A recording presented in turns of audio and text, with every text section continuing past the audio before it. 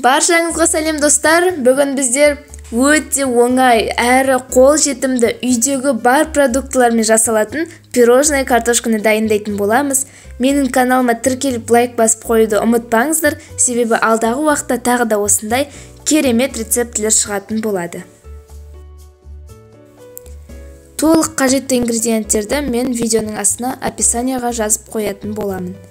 Ең алдымен құрғақ табаға ұнымыз бен какаомызды салып, жақсылап қуырып алуымыз қажет. Табамыз міндетті түрде құрғақ болу керек, ешқандай да бір тамшы су, бір тамшы май болмауы қажет. Осылай ұнымызды салып, қуырып аламыз. Қуырғанда ұнымызды орташа отқа қуырамыз. Қуырып жатырғанда міндетті түрде араластырып тұрыңыздар, себебі асты оның тез күйіп кетеді. Күйіп кеткен жағдайда дәмі пирожное картошкадан шығып тұратын болады. Сондықтан да күйдіріп алмауға тырысыңыздар. Содан кейін барып, ұнымызды осылай ситыдан өткізіп аламыз. Міндетті түрде ситыдан өткізгендеріңіз жақсы, себебі ұн комочка болып жиналып қалады қуырған кезде.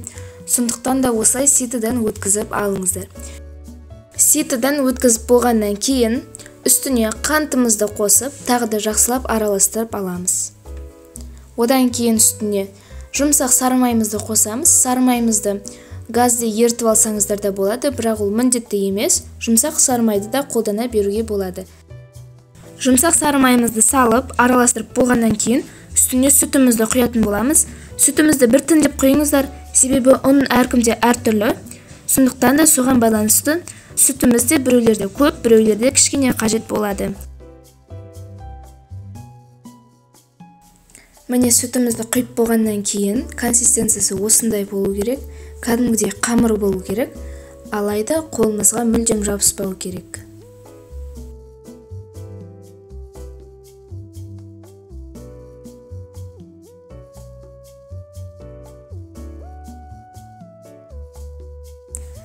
Міне қараңыздар, енді бөлек тарелкаға осылай қолымызбен алып формасын береміз.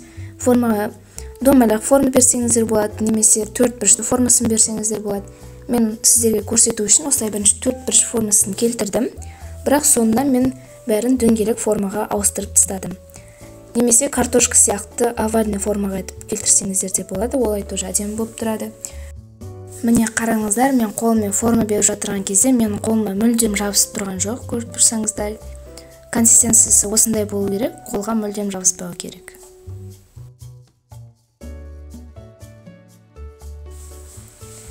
Міне қараңыздар, мен осындай дөңгелек формасын бердім. Үстіне сахарный пудра сеуіп қойдым. Көріп тұрғандарыңыздай уже бірнеше кусочкін жеп қойдық. Өте дәмді болып шығады. Шынында видеоға түсіріп әзер үлгердім, себебі өте дәмді, тез тауысып қоюға болады. Ал егер сізге бұл видео ұнаған болса, менің каналыма тіркеліп лайк басуды ұмытпаңыздар, себебі алдағы уақытта тағы да керемет рецепттер шығатын болады.